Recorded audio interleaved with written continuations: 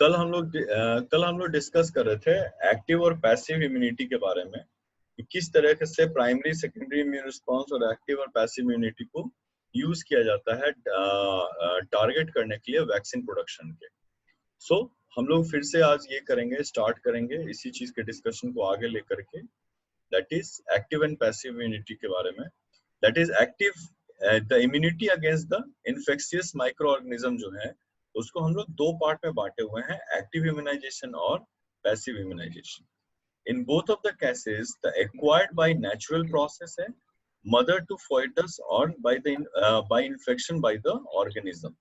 तो ये active immunisation हो या पैसिव इम्यूनाइजेशन हो, दोनों को ही नेचुरल प्रोसेस से एक्वायर किया जा सकता है।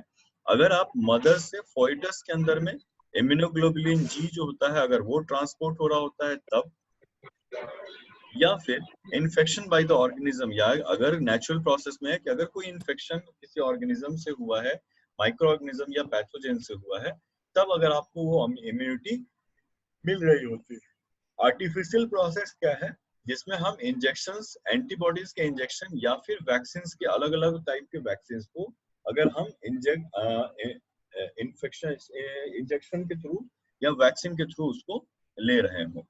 तो इम्यूनिटी जो है, अगर आपको इम्यूनिटी एक्वायर करना है किसी भी पर्सन को, तो वो दो तरीके से इम्यूनिटी को एक्वायर किया जा सकता है। एक नेचुरल प्रोसेस में जिसमें फोइटस को मदर साइड से इम्यूनोग्लोबुलिन मिलता है, या फिर एक नेचुरल प्रोसेस है किसी ऑर्गेनिज्म के इन्फेक्शन से और तब आपके बॉडी में एंटीबॉडीज वगैरह का प्रोडक्शन हो।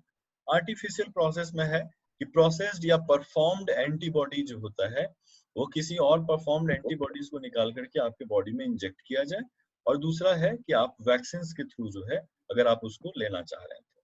तो पैसिव इम्यूनिटी का क्या है कि antibodies are processed and isolated from the organisms, जिसमें ह्यूमंस या माउस में से एग्जांपल लिया जाता है कि ह्यूमंस या माउस में से आपको वो निकाला जाता है। इसमें क्या है, आपके पैसिव इम्यूनिटी का एग्जांपल मैंने आपको कल दिया हुआ था इसके बारे में कि कोई भी जिस भी पैथोजेन के अगेंस्ट में आपको इम्यूनिटी को प्रोवाइड करना है, उस पर्टिकुलर एंटीजन को सबसे अच्छा है माउस मॉडल को अगर हम स्टडी करें तो उस पर्टिकुलर एंटीजन को माउस के अंदर इंजेक्ट कीजिए।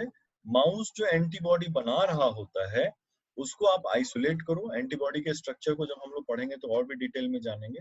एंटीबॉडी का स्ट्रक्चर बता चुका है ना मैंने शायद, Yes. सारे Yes, बच्चे? sir. Okay. Yes, sir. Antibody में जो एफसी रीजन है which is responsible for the cell surface binding के लिए, तो इंजीनियरिंग में क्या किया जाता है, हम लोग इंजीनियरिंग में क्या करते हैं कि हम लोग जो आपके एफसी रीजन होते हैं इसको कैसे हटाया जा सकता है, शायद एनोटेशन में प्रॉपरली ये नहीं करते। सो एफसी रीजन को क्या करते हैं हम लोग, ह्यूमनाइज कर देते हैं, यानी कि इंजीनियर करके प्रोटीन के उस सेगमेंट को एंटीबॉडी में ऐड कर देते हैं जो कि ह्यूमन सेल सरफेस पे अटैच करने के लिए रिस्पॉन्सिबल होते हैं, जबकि दूसरे जो एंटीजन बाइंडिंग साइट्स होते हैं या रीजन्स होते हैं वो अभी भी पैथोजेनिक एंटीजन से बाइंड करने में कैपेबल होते हैं। इसका मतलब है, अगर एक बार फिर से मैं आपको बताऊं कि आपका एंटीजन का प्रोडक्शन जो है, एंटीजन के चलते जो एंटीबॉडी का प्रोडक्शन हुआ है वो बेसिकली एफएबी रीजन का डेवलपमेंट करता है जो एंटीजन से बाइंड करने में हेल्प करते हैं। और आपका एफएबी रीजन, एफसी रीजन जो होते हैं जो सेल सरफेस अटैचमेंट के लिए है, आप उसको इंजीनियरिंग करते हैं ताकि वो ह्यूमंस के लिए या ह्यूमन सेल सरफेस पे अटैच करने में रिस्पॉन्सिबल।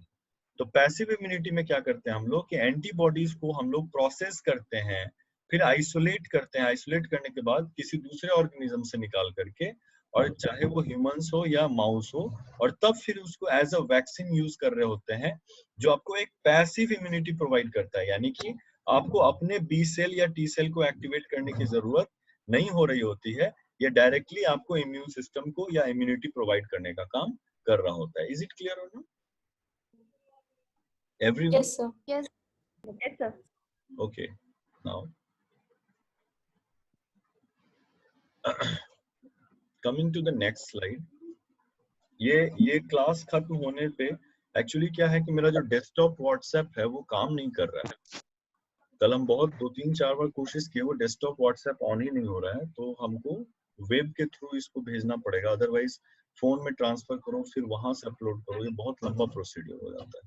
नाउ ये था पैसिव इम्यूनिटी। एक्टिव इम्यूनिटी में क्या होते हैं कि एक्टिव इम्यूनिटी का काम है आपका इनोकुलेशन बाय माइक्रोबियल पैथोजन, यानी आपके बॉडी में ही इनसाइड बॉडी जो है वो आपका माइक्रो ऑर्गेनिज्म या पैथोजन जो है वो नेचुरल इन्फेक्शन प्रोसेस है, ठीक है। और इसका इजीली आपको समझ में आएगा, शुड इंड्यूस द इम्यूनिटी, यानी पैथोजन का इन्फेक्ट होना, इम्यूनिटी को इंड्यूस करना, do not cause disease. Active immunity में क्या है कि वो डिजीज नहीं होने चाहिए, बस सिर्फ इम्यून रिस्पॉन्स आपका एलिसिट होना चाहिए, इम्यून रिस्पॉन्स स्टार्ट हो जाने चाहिए, लेकिन वो डिजीज कॉज नहीं करे अगर आप इम्यूनिटी या वैक्सीन का डेवलपमेंट कर रहे हैं। Antigenic components of the pathogen है उसको यूज किया जाता है आपको एक्टिव इम्यूनिटी को प्रोवाइड करने के लिए। मैं एक सेकंड के लिए जरा सा व्हाइट बोर्ड जो है मैं उसको एक बार के लिए आपको ये करता हूँ, निकालता हूँ, या फिर मैं कोशिश करता हूँ इस साइड में। पैसिव इम्यूनिटी में क्या है कि प्रोसेस्ड एंटीबॉडी का ट्रांसफर किया जाता है।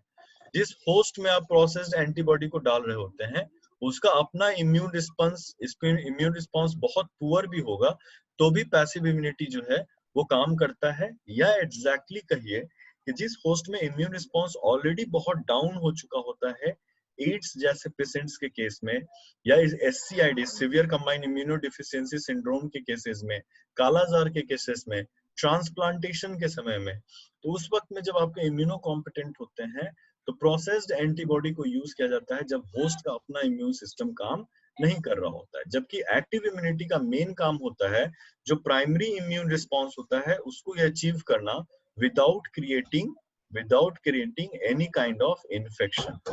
प्राइमरी इम्यून रिस्पॉन्स के बारे में बताया था ना, एक ग्राफ बना करके बताया हुआ था, हाँ या ना, Yes, sir.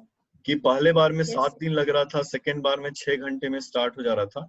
तो ये जो 7 दिन वाला काम है और मेमोरी सेल का डेवलपमेंट है, वैक्सीनेशन का, एक्टिव वैक्सीनेशन का या एक्टिव इम्यूनिटी का मेन काम यही होता है कि बिना किसी इन्फेक्शन के फर्स्ट वाला फेज को सुपर पास किया जा सके और अल्टीमेटली आपके मेमोरी सेल्स को पास किया जा सके और आप अल्टीमेटली मेमोरी सेल्स के सिंथेसिस को अचीव किया जा सके। तो इसमें क्या है कि कोई भी पैथोजन को डायरेक्टली यूज नहीं किया जाता है, बल्कि उसके सिर्फ एंटीजन डिटर्मिनेंट्स को यूज किया जाता है वैक्सीन के तौर पे, जो अल्टीमेटली डिजीज तो कॉज नहीं करते हैं, लेकिन जिस पेशेंट में भी इसका वैक्सीनेशन किया जाएगा उसके अंदर में जाकर के वो एंटीबॉडी के सिंथेसिस को इंक्रीज करेंगे और अल्टीमेटली मेमोरी सेल्स का भी सिंथेसिस को इंक्रीज करते हैं। इसको समझने में किसी को दिक्कत है?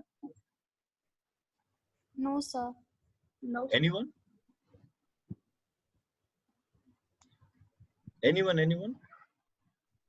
All Okay. clear, sir. फिर से आ जाइए, एक एक करके हम लोग पढ़ते हैं। What is passive immunity? It is known by the Jenner और पास्चर के वर्क से पैसिव इम्यूनिटी के बारे में हम लोग को पता चला था, जिसमें हम प्रोसेस्ड एंटीबॉडीज को ही हम लोग यूज कर रहे थे। इनको पायनियर्स ऑफ वैक्सीन्स भी बोला जाता है।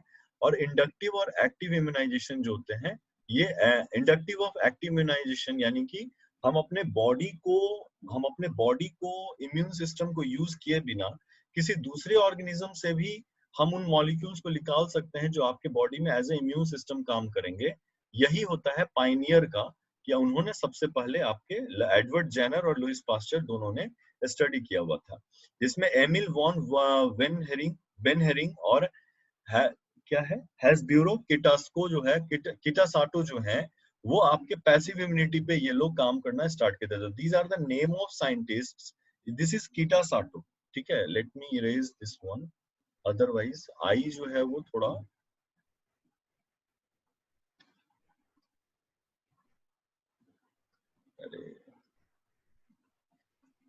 This is Kitasato. तो these are the name of some scientist जिन्होंने पाइनियर किया था, काम स्टार्ट किया था, जिन्हीं के स्टडी पे इन्हीं के स्टडी पे जो है आज के दिन में हम लोग एक्टिव और पैसिव इम्यूनिटी के बारे में पढ़ाई कर रहे होते हैं। The whole work was based to show that the immunity can be transferred to the others. इनके काम के पहले इम्यूनिटी जो था वो हम लोग समझते थे कि वो एक पर्सनल एट्रीब्यूट होता है। पर्सनल एट्रीब्यूट कहने का मतलब है कि अगर मेरी इम्यूनिटी है या मेरे अंदर में अगर इम्यून सिस्टम काम कर रहा होता है तो ये सिर्फ मेरे तक ही लिमिटेड है, मेरे मेरे साथ में, अगर मेरे साथ में कोई और पर्सन है जिसका इम्यून सिस्टम बहुत वीक है, अगर बहुत वीक है अगर उसका इम्यून सिस्टम, तो हम अपनी इम्यूनिटी को ट्रांसफर नहीं कर सकते हैं। जिसमें आप पॉक्स के केसेस में आपने देखा था कि किस तरीके से एक जो person which were serving the cattles where safe from the pox, और कैटल ये काउ पॉक्स जो होते हैं उससे वो सेफ हो रहे थे, जबकि दूसरे लोग जो उनके कांटेक्ट में नहीं थे वो दे वेयर लाइक उस पेंडेमिक में बहुत सारे लोगों का डेथ हुआ था। तो ये एक आसानी से समझ में आ रहा था कि समवेयर समहाउ जो इंडिविजुअल सर्विस में थे उनके बॉडी में कुछ ना कुछ ऐसा मॉलिक्यूल डेवलप हुआ था जो कहीं ना कहीं पॉक्स या काउ पॉक्स से डिजीजेस उनको बचाने में कैपेबल थे। लेकिन ये फर्स्ट पर्सन है जो सर्व कर रहा था, उसको प्रोटेक्शन मिल रहा है, लेकिन सोसाइटी का लास्ट पर्सन जो इस सर्विसेज से बहुत दूर है, वहां तक में उनके पास में कोई भी इम्यून रिस्पॉन्स नहीं हो रहा था और उनके हेल्थ पे असर पड़ रहा था। तो यही एडवर्ड जेनर और पास्चर्स जो थे उनका काम स्टार्ट हुआ इस स्टडी पे। लेकिन उस वक्त में इम्यून सिस्टम या इम्यूनोलॉजी का कोई खास कॉन्सेप्ट नहीं डेवलप था जिसको वो लोग डॉक्यूमेंट नहीं कर पाए थे। और इसलिए बाद में जब इनके थ्योरी या हाइपोथेसिस को बाद में केस स्टडी के तौर पे स्टडी किया गया कि उस वक्त में उन्होंने क्या एक्सपेरिमेंट किया था और उसका क्या रिजल्ट आया था, तब पता चला कि उनका पायनियर वर्क ये था, ये दिखाने के लिए सिर्फ कि इम्यूनिटी किसी भी एक ऑर्गेनिज्म से दूसरे ऑर्गेनिज्म में ट्रांसफर किया जा सकता है, जो कि आज के केस में सबसे आसान है माउस में इंजीनियर किया हुआ एंटीबॉडी को ह्यूमंस के अंदर में ट्रांसफर कर देना। Is it clear or not? Yes, sir. Yes, sir. ठीक है, नाउ आते हैं नेक्स्ट स्लाइड पे। नाउ द पैसिव इम्यूनिटी जो है उसमें इसका समझने का क्या है, पैसिव इम्यूनिटी का annotation, where is annotation, yes. Passive immunity को समझने का क्या है कि इसमें परफॉर्म्ड एंटीबॉडी जो होते हैं वो उनको रेसिपिएंट को दिया जाता है। परफॉर्म्ड एंटीबॉडी कहने का मतलब क्या है कि हम लोग जो भी पेशेंट हैं उनके इम्यून सिस्टम पे हम लोग डिपेंडेंट नहीं होते हैं कि अगर हम इनको कोई एंटीजन दें तो ये अपने अपने इम्यून सिस्टम को यूज करके एंटीबॉडीज का प्रोडक्शन करें। बल्कि इसमें क्या होते हैं पैसिव इम्यूनिटी में कि हम लोग antibody outside the body synthesize करते हैं, आर्टिफिशियली करें या किसी दूसरे होस्ट को यूज करके, और तब हम एंटीबॉडी को यूज करते हैं। अभी आपने देखा ना प्लाज्मा थेरेपी स्टार्ट हुआ है कोविड के केस में, Yes, sir.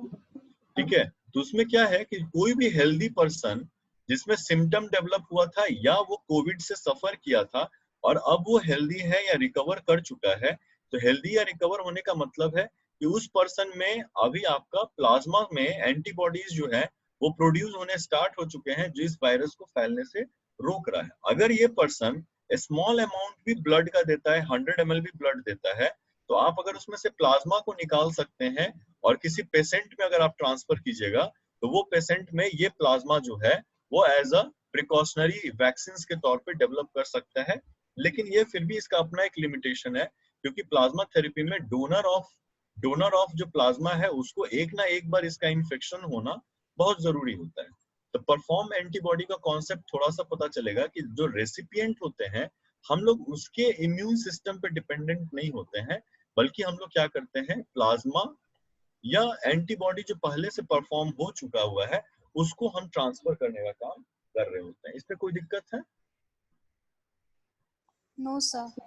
पैसिव इम्यूनिटी का एक और एग्जांपल है जो मदर से न्यूबॉर्न बेबी में इम्यूनोग्लोबुलिन जी और इम्यूनोग्लोबुलिन्स का ट्रांसफर होना होता है। यानी कि जो न्यूबॉर्न बेबी है वो एज सच उसमें किसी भी तरह का, अभी मदर्स वूम्ब में है तो उनको एज सच किसी भी तरह का एंटीजन का इनकाउंटर नहीं हुआ है, लेकिन मदर्स प्लेसेंटा के थ्रू उनको इम्यूनोग्लोबुलिन मिल रहा होता है जो इमीडिएटली आफ्टर जो बर्थ है वो उनको इम्यून रिस्पॉन्स या इम्यूनिटी प्रोवाइड करने में काम कर रहा होता है। Is it clear or not?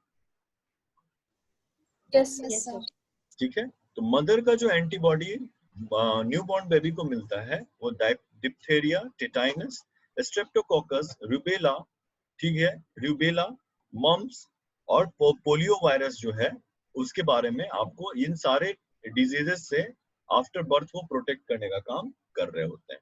Is it clear or not? Yes, sir. ठीक है। नाउ तो इसमें क्या हो गया कि मदर का processed antibody new born baby में ट्रांसफर हो रहा होता है, और it is a kind of example of a passive immunity. Now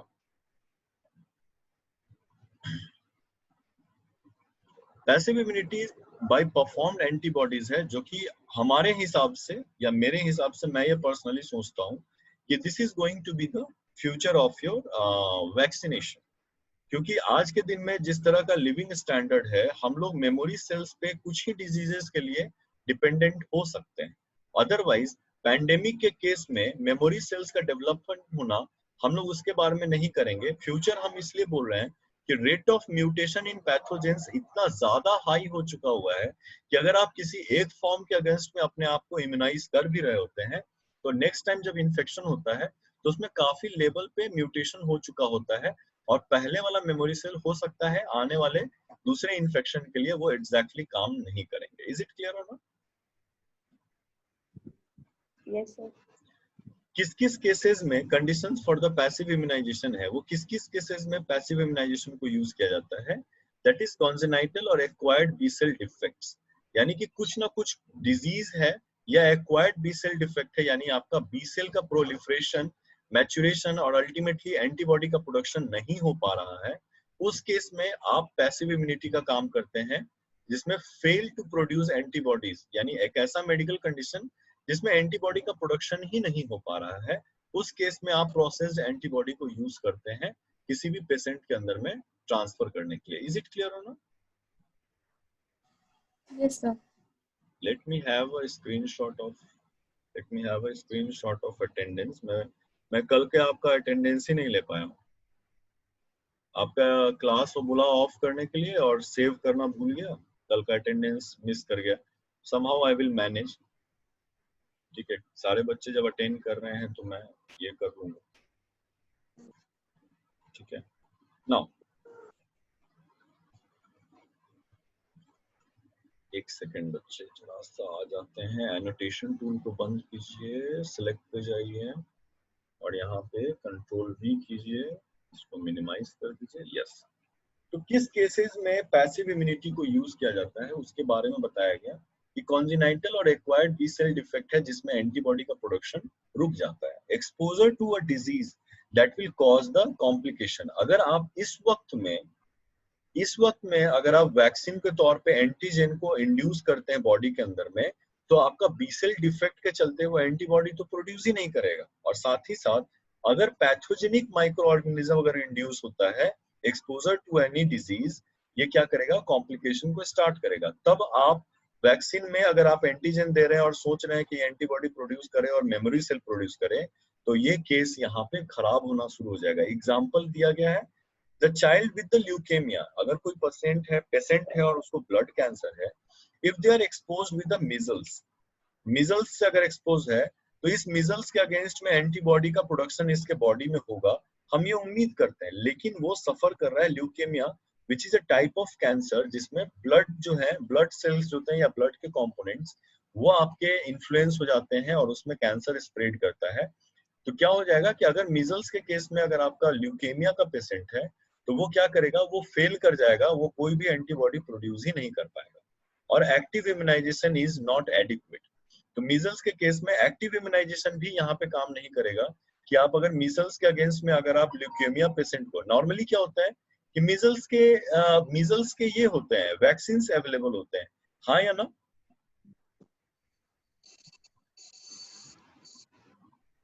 सारे बच्चे Yes, sir. मीजल्स के वैक्सीन अवेलेबल होते हैं कि अगर आप वैक्सीनेट कर देते हैं एक्टिव इम्यूनाइजेशन में, तो आपके अंदर में मेमोरी सेल डेवलप कर जाता है और वो फिर दोबारा से मीजल्स नहीं होने देता। आपने सुना है ना कि चेचक या पॉक्स जो है, अगर वो एक बार हो जाता है तो थ्रू आउट लाइफ दोबारा नहीं होता है, हाँ या ना? Yes, sir. Yes. होता है। तो अगर किसी बच्चे को मीजल्स का वैक्सीन दे दिया जाए और पहला वाला जो प्राइमरी इम्यून रिस्पॉन्स था वो हम आर्टिफिशियली अचीव कर लें without using the pathogenicity of measles, तो इसके अंदर जो भी मेमोरी सेल डेवलप करेगा वो तो फिर पूरे जिंदगी उसको मीजल्स नहीं होने देगा, हाँ या ना? Yes, sir. Yes, sir. लेकिन इस केस में क्या हो रहा होता है? इस केस में क्या है दैट का किड जो बच्चा है वो ब्लड कैंसर से सफर कर रहा होता है, जिसमें उसके ब्लड के कंपोनेंट्स जो है वो एंटीबॉडी को प्रोड्यूस ही नहीं कर पा रहे हैं। तो उस केस में अगर आप किसी भी तरह का इम्यूनाइजेशन का काम करना चाहते हैं या उसको एक्सपोज करते हैं किसी एंटीजन से, तो वो केस खराब होना स्टार्ट कर देता है। यानी उसमें आप प्रोसेस्ड एंटीबॉडी के अलावा आप किसी भी तरीके से वैक्सीनेशन का यूज नहीं कर सकते हैं। यानी मीजल्स के अगेंस्ट में वैक्सीनेशन करना है तो एक्टिव और पैसिव दोनों ही अवेलेबल होते हैं। एक्टिव वाले वो है जिनका इम्यून सिस्टम जो है वो बहुत अच्छे से काम कर रहा होता है, जबकि पैसिव वाले में अगर पेशेंट है जिसका ब्लड काम ठीक से नहीं करता है या ब्लड के कंपोनेंट ठीक से नहीं करते हैं, तो फिर प्रोसेस्ड एंटीबॉडी को ही उनमें इंजेक्ट करना पड़ेगा ताकि वो उनसे फाइट कर सके। इज इट क्लियर होना? Yes sir. Yes. Next case है infection by a superior pathogen, यानी नॉर्मल पैथोजन के अगेंस्ट में आपका मेमोरी सेल्स का डेवलपमेंट हुआ था, लेकिन अब उनमें म्यूटेशन हो चुका हुआ है या कई मिक्स पैथोजेंस हैं जो 1, 2, 3 स्ट्रेन मिक्स करके और तब जाकर के अब इन्फेक्ट करना स्टार्ट कर रहे हैं। ठीक है, तो उस केस में क्या होता है कि मिक्स पैथोजन या सुपीरियर पैथोजन के अगेंस्ट में आपको एक एक्टिव इम्यूनाइजेशन की जरूरत पड़ेगी, पैसिव इम्यूनाइजेशन की जरूरत पड़ेगी, जहां पे एंटीबॉडीज को डायरेक्ट आपके बॉडी में इंजेक्ट किया जाएगा। एग्जांपल दिया गया, a person with the no active immunization against the tetanus is given the performed horse antibodies produces and made of the human produce किया जाता है, made for the humans, FC region को cut करके humans के हिसाब से develop किया जाता है। यानी कि टेटाइनस जो है आपके, ठीक है, टेटाइनस के केस में क्या होता है कि जो भी माइक्रो ऑर्गेनिज्म होते हैं उनके पास में कोई भी एक्टिव इम्यूनाइजेशन नहीं अवेलेबल होता है टेटिनस का। तो उस केस में टेटनस का क्या होता है ना कि ये बहुत सुपीरियर एंटीजन में से काउंट किए जाते हैं, और एक नॉर्मल वुंड, यानी अगर आपके पाँव में एक छोटा सा भी कील गड़ा हुआ है, छोटा सा भी अगर कील गड़ गया हुआ है, तो date can cause the infection of this tetanus. और टेटनस के चलते क्या होते हैं, ये आपका सोर स्टार्ट हो जाएगा, सोर मतलब गहरा घाव स्टार्ट हो जाएगा। It is working as a highly antigenic pathogen जिसको कहते हैं। तो उस केस में क्या है कि आपको एक परफॉर्म्ड हॉर्स एंटीबॉडी, यानी कि इसी टेटनस को एक हॉर्स को इन्फेक्ट किया जाता है, फिर उसके बॉडी को एंटीबॉडी को निकाला जाता है, उसको प्रोड्यूस करने के बाद में मेड फॉर ह्यूमंस, यानी एफसी रीजन को वापस से चेंज किया जाता है ह्यूमन सेल सरफेस के हिसाब से, और तब फिर इस टेटनस के इंजेक्शन को दिया जाता है उस केस में जब आप ऑलरेडी टेटनस के इन्फेक्टेड हो चुके होते हैं। नॉर्मली क्या होता है, बच्चे को अगर चोट लगा, पाँव में कहीं पे चोट लगा, तो आप जाते हो आर्म में एक टेटनस का इंजेक्शन ले लेते हो। लेकिन अगर आपके पास में बहुत सीवियर चोट लगा हुआ है, सपोज कर लो कि कोई सीवियर एक्सीडेंट है या आपको बहुत गहरी चोट लगी है और वहां पे इन्फेक्शन हो चुका हुआ है टेटनस का, जो ठीक होने का, या सेप्सिस का जो ठीक होने का काम नहीं कर रहा है, तब आप अपने इम्यून सिस्टम और मेमोरी सेल पे डिपेंडेंट नहीं हो सकते हैं। इज इट क्लियर होना? Yes sir. उस वक्त में टेटनस का जो भी इंजेक्शन होता है वो एक performed antibody, processed and performed antibody horse से आइसोलेट करके और तब फिर पेशेंट के अंदर में ट्रांसफर किया जा रहा होता है। Is it clear or not? Yes sir. Yes sir. लेकिन जो चिकन एक बार किसी चाइल्ड को होता है तो दोबारा भी होते हैं। एक सेकंड रुक जाना बच्चे, आवाज कट रही है तुम्हारी। हाँ फिर से बोलो बच्चे।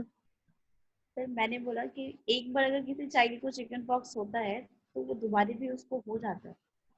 दोबारा होता है ना तो उसका स्ट्रेन चेंज करता है। अगर दोबारा से हुआ है इसका मतलब है कि जो भी पैथोजन है उन्होंने अपना स्ट्रेन को चेंज कर दिया हुआ है। यानी अगर ए टाइप का इन्फेक्शन हुआ था तो इसका मतलब है कि जरूर से बी टाइप का इन्फेक्शन हो रहा होगा। जो कोविड के जो वायरस है ना वो सार्स से काफी क्लोज के हैं। सार्स जो अभी से पहले 2009 या शायद उसके आसपास में फैला हुआ था, तो उसके काफी क्लोज में है, और हमको उम्मीद किए हुए थे कि सार्स में अगर हमारा इम्यून सिस्टम डेवलप कर चुका है तो कोविड या उससे रिलेटेड कोई भी वायरस जो है वो हमको दोबारा इन्फेक्ट नहीं करेगा। कोविड में 2020 में आपने कोविड के बारे में 2020 में सुना है, जबकि 2015-2016 में इस पे पेपर पब्लिश किया जा चुका है कोविड पे। तो ये 2020 में नहीं डेवलप हुआ है। कोविड के बारे में जो डिस्कशन हुआ वो म्यूटेशन के चलते है कि इसका अपना इतना तेजी से म्यूटेशन होता है जो अपने फॉर्म को चेंज करके वो अब एज अ सुपीरियर पैथोजन की तरह बिहेव करना स्टार्ट कर देते हैं कि इवन इफ उसके लिए मेमोरी सेल्स आपके बॉडी में अवेलेबल है तो भी वो आपको इन्फेक्ट करेंगे ही करेंगे। Is it clear? Yes sir. Yes sir.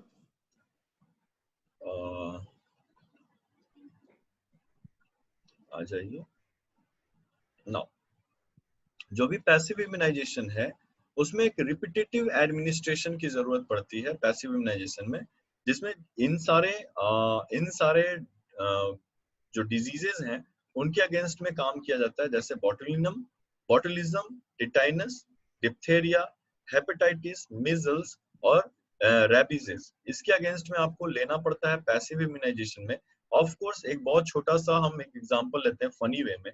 Rabies के लिए आप लोग में से कितने ऐसे बच्चे हैं जो थोड़ा सा अपने किसी एक रैबिस से इन्फेक्टेड डॉग से कटवाना चाहेंगे ताकि प्राइमरी इम्यून रिस्पांस आपके अंदर में हो सके?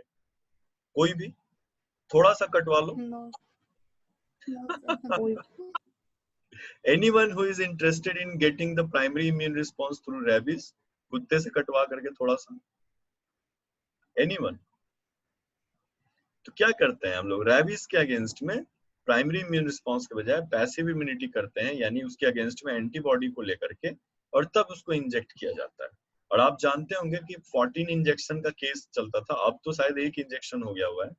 सो अभी भी सस्ता में 14 इंजेक्शंस हैं, 14 डेज तक 14 इंजेक्शंस होते हैं जो आपको लेना पड़ता है, क्योंकि आप एक प्रोसेस्ड एंटीबॉडी को यूज कर रहे होते हैं जो आगे आपका एक बार इंजेक्शन के बाद में वो आपके बॉडी में लगातार उसका कंसंट्रेशन डिक्रीज करता है, फिर दोबारा लेना होता है, फिर दोबारा लेना होता है।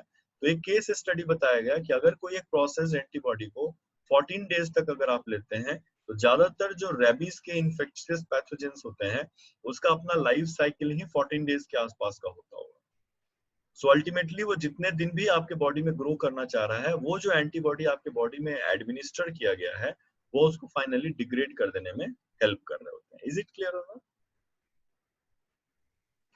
दूसरा सबसे इम्पोर्टेंट चीज है कि मान लो अगर आपको किसी ऐसे कंट्री में ट्रांसफर किया गया है जहां कुछ डिजीजेस जो हैं, मिजल्स, हेपेटाइटिस या डिप्थेरिया, सपोज कर लो आप किसी भी कंट्री में जा रहे हो, एबीसी कंट्री में जा रहे हो, और वहां पे आपको पता है कि इस तरह के डिजीज जो हैं वो पैंडेमिक के केस में, ऐसा मेरे भैया के भी बारे में हुआ था।